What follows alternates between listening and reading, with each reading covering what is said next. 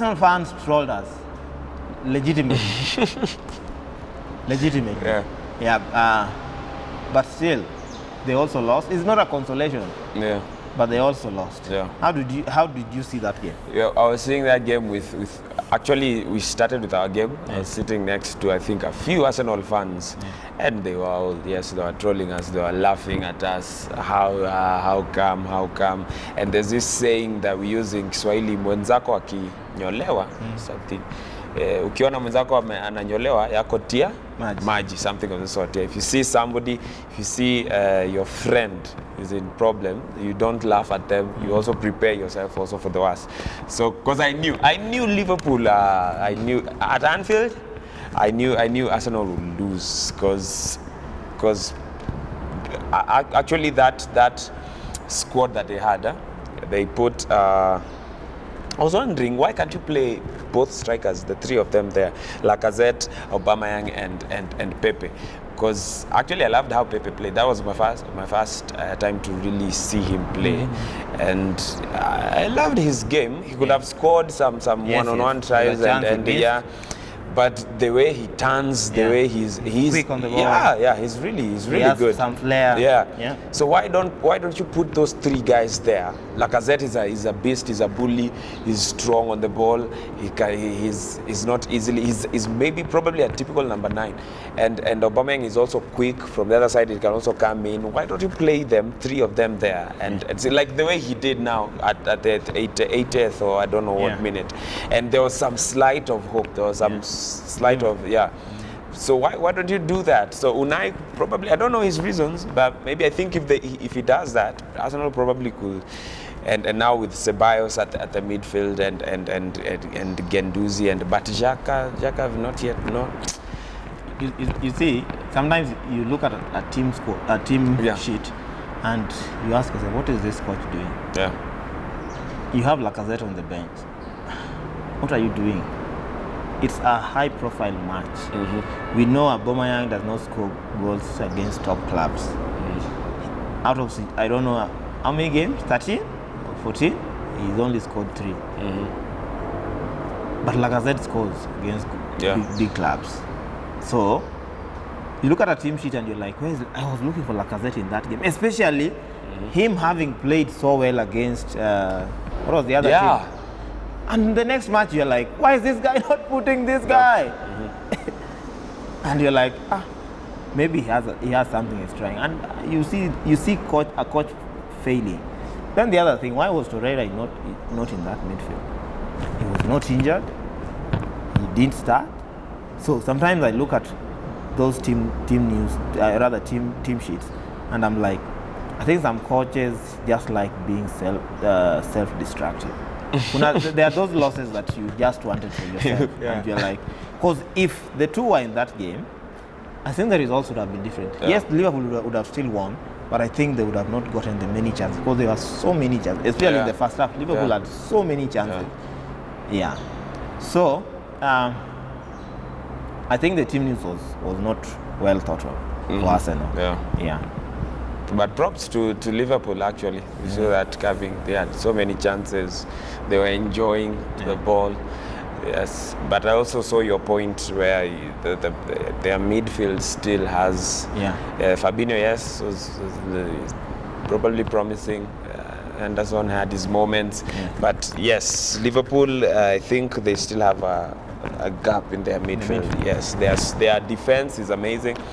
Their defenders are scoring. Their fullbacks are giving chances and crosses, and their strikers are world class. So I think once they solidify that thing, actually I'm actually thinking that they can beat City for the win, for the big cup. It is possible. I'd rather none win the league, Liverpool or City. But this season, if I would not want City to win it the third time. In as much as I don't want Liverpool to win their 19th league, but I'd rather they win it than City win 3 in a row. Because if City win 3 in a row, that will take some. That will mean EPL will begin to look like Bundesliga or some of these leagues where people win the league for 8 or 9 seasons in a row, and you're like, where were the other clubs? What are they doing? 8 years. Yeah. You should have even rebuilt your academy. Boys from the academy within 8 years, they should have come into Now they the are first big, team. yeah. What were you doing in 8 years? The same thing we're asking ourselves as Man United fans. This is the 7th season since Fergie left. What have we been doing? We've been spending wrongly. We've been recruiting wrongly. We've been having the wrong coaches in the club. We've been having the wrong people in the board, and now it is costing us. Yeah. The Salah goal. Yeah. Typical Salah. Yeah. Typical strength, speed. Yeah. Luis had to play that card. I'm on Luis's side. Yeah. I don't think you'll have done anything Is because he was on a yellow card. He was on a yellow, so if he just touched him, that will be straight red, like another yellow card and then red card. So I think that was a really good pass from, was it Fabinho? Yeah, it was a really good pass, and then the turn. All of a sudden, then when that run, when he was just making that run, probably you would think this is definitely, so it was a wonderful goal actually. Yeah. That's the Luis I was telling you about. Yeah. You see him now. That's the Luis I was telling you. Good long passes, vision, but always seems to be caught napping. Yeah. At some and point. he also gave away the penalty. Yes, that's the Luis I kept telling you about. It gives composure to the defense when you are especially when you are attacking. But when you are defending, he tends to be caught napping. He has those lapses where certain balls catch him off guard and stuff like such. So I rate him highly as a player, but I know his weaknesses. Yeah. And unfortunately, EPL is a place where coaches will intentionally exploit your weaknesses. Yeah, true. Yeah, true. They will come expecting to take advantage of those weaknesses. Yeah. Now to the Spurs game. Spurs lost. Yeah. Wow. English Premier League. It is crazy. You are full of surprises. Yeah. Spurs lost at home. Yeah. At home to Newcastle. A Newcastle team that is possibly one of the worst Newcastle teams you'll ever see. Yeah. Yeah. So having a coach that is not even an averagely good coach in Steve Bruce. He was great as a player, as a Manchester United player. He was great in late 80s, early 90s. He was a very great player. We won the Europa? There's a Europa competition. We won with him. He won the FA Cup. Yeah, he was good in his days as a player, but as a coach, not really. He's not. You can't put him in the Klopp, Pep squad. You can't put him in the Unais. Yeah. You can't put him with the group, the Leicester coach, Wolverhampton's coach. He's around championship coaches. Yeah. Yeah. But having said that, I mean, it's a win. Yeah, that was probably our game with Palace for Tottenham. It's a game they had to win. Everybody expected them to win because Newcastle are not there, with their coach, and it was basically expected Tottenham to win also, like 4 goals. To 4 goals to nil or even 1 probably. Yeah. But seeing them lose, had a few chances here, but then seeing them lose, now it gets even scarier. Yeah. This EPL, these guys, these people who are down here, they're coming out for blood. They're coming out to that's even it gets me more skeptical now, getting to play these other teams. Now I'm not even scared about the big teams. Now we are playing Southampton. That makes me think we are away. We are playing Leicester, and actually they were held by Sheffield also. Yes. Seeing such kind of these teams now, they're not now average. They're not regular. They are coming out.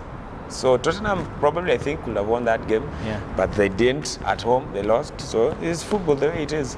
I think with the Arsenal loss, Tottenham loss, Man United loss, and Chelsea struggling to win because Chelsea did not have it easy. Yeah.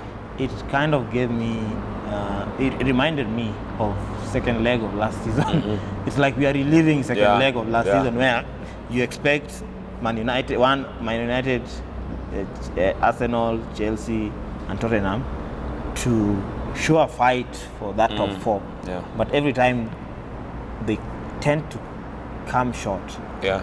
I think I got a glimpse of last season, but let's see. The league is still young, if I would say so. Let's start judging the league properly after the international break. Yeah. I think that's when we will know who is who. And unfortunately, by come May, nobody wants to know whether you started the league poorly. It all counts who has the most. Yeah, points. true. Yeah. Okay. Yeah. I expected a lot from Tottenham as well. Yeah. Having said that we should not judge games as early as now, but I still expected them to win that. The worst should have been a 2-1. Yeah. The worst should have been a 2-1. But they lost. They lost fairly. Kudos to Newcastle for that win.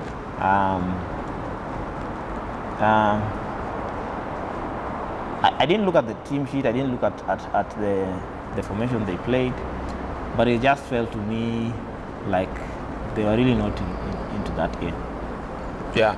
Then Dumbele had an injury. Yeah. I think he didn't play. They're thinking about now, will you bring in Wanyama there? Yeah. So I think also, yeah. But basically with that squad, that is still it's not a squad issue, I think. It's not a squad issue. Yeah, but they would have gotten this that win. They should have gotten that win. Now I know Ndombele did not play, because I looked at that midfield and saw Sissoko and Eriksen in the midfield. Yeah. And then Lamela, Son, Kane. Lamela? Was Lamela? Son on this side. Who was on this side? Kane was playing ahead of them. There was someone on this side, I've forgotten. It was Nani, what's his name? Forgotten. Same here. Now, it was still a decent squad that should have won 4 or 5 tasks. Yeah. With the creativity of Eriksen in the midfield, the pace of Son and the finishes of Harry Kane, I think they should have done better in that game. Now to the City game. City managed to win. Yeah. But I think they also struggled. It wasn't an easy win for them. Yeah. I didn't watch the game. I watched highlights and some reviews here and there. But it was a struggle to them, because it seemed like, especially in the first half, it seemed like Bournemouth really had a strategy to play, to see that to go to at least a draw.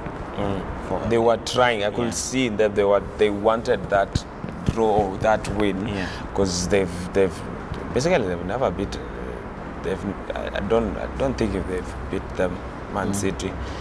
Yes, so I think they really wanted this win or this goal or this draw for them, but it didn't come. It was a very fantastic free kick from Bournemouth, and I think that maybe gave them a glimmer of hope. But then City came in, City being City. Yes, I think maybe this was the game. Maybe they could have tried something. But City tried their best. Sterling was a little bit quiet. He was a little bit quiet, but now give him the chance. He will of course score. All a top striker needs is one chance. Yeah. They might be quiet in the game. There are games I've seen Messi go quiet. Then he does one thing. And that changes the game. I've seen Ronaldo be quiet. I used to see it with Rooney, who would just be quiet. Even Van Nistelrooy. Van Nistelrooy would disappear the whole game.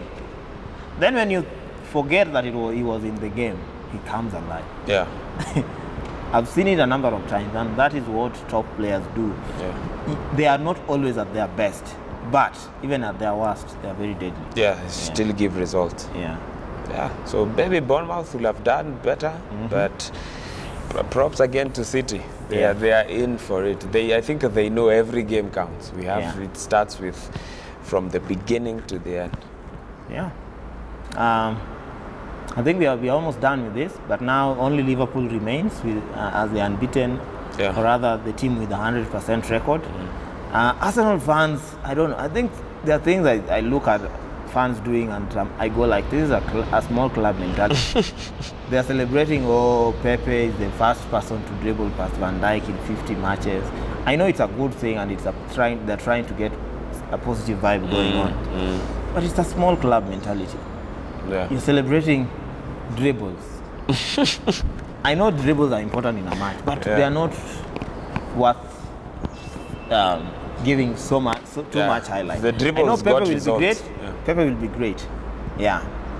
I don't know where to rate him still, but I know he will be great. I will rate him as the season goes, but I know he will be great. But Arsenal fans, please get something else to celebrate. Not dribbles. Not dribbling a pass. Can't work on dribbles. Yeah. Yes, someone has to dribble past you at the end of the day, even if you are the best defender. All right? It happens. Yeah. Now, the other thing I wanted to highlight is in the top 6 clubs, you know that this round again, nobody had a clean sheet. Yeah, actually. Yeah, City conceded, Liverpool conceded, Arsenal conceded, Chelsea conceded, Man United conceded, Tottenham conceded. Yeah. Even Wolves conceded. It's like clean sheets are a hard thing to go by this season. Yeah. Everybody is hungry for goals. Yeah. Yeah, and Pookie, your boy. Yeah, yes, Pookie is. Of course, I know it's out of the topic. Yeah, he's a man to watch actually. Yeah, if he continues like that, he can be a contender for the top score. You still have hopes for the Golden Boot. You still have hopes that Norwich will perform well? Yeah. Right. Yeah, I do. They played really well. They played relatively good football. So I think too, maybe it wasn't their day, but from how they played, I think, they can be a team to watch. They can be, even Aston Villa. You see, they came and then they beat Everton. Yeah, on Friday. That is the thing with EPL. You start doubting Aston Villa, then they show up. And they didn't concede. So, actually, they played quite well. Yeah. So, these teams down here, probably, especially the new ones now coming in. Sheffield, they're doing good. Norwich, they're doing good. Villa, now they're doing good. So, it's going to be an interesting one. That's one thing, but I still hold on to my opinion. I think Norwich will be relegated. Okay. I think so. Aston Villa will stay on. Norwich and maybe Sheffield will be relegated. Both or either of the two. One of them will go down. Okay. Yeah. Okay. All right, we've come to the end of the show. It's been a bad week for Man United fans. We've conceded another goal, actually 2 more goals. We've lost. There was somebody trying to compare the Man United loss to Tottenham's loss. Please, Tottenham lost, yes, but they have a better squad than ours. They can improve one or two things. As the season progresses, I know they'll be stronger and stronger. Ours is to sit down and think, what do we want? Do we truly want to rebuild? If we truly want to rebuild, what are these deadwoods still doing, being picked, even if it's on the bench? If we are really out for a rebuild, why not give these youngsters an opportunity? Yeah? Why are we playing football like we are intimidated from the moment the whistle goes? Why are our players not showing passion? Is there another virus in the dressing room? I thought this virus issue had been dealt with. Why are we having these moments that look like we are being reminded of last season and the seasons before? Why are we playing football like we are a mid-table team? We are a top club. Yes, we did not recruit well, but even the players that we have currently have a responsibility to show passion. When teams like Crystal Palace, Aston Villa, Norwich, Bournemouth, teams like Wolves show more passion than our club, it really hurts the fans. It really hurts the fans. You keep asking yourself, what rebuild are we on? We failed to sign properly. We failed to do proper recruitment. We have potential in the youth system. Why not take risks? This is where I say, take risks. I'd rather we finish 10th, but we take risks with these youngsters.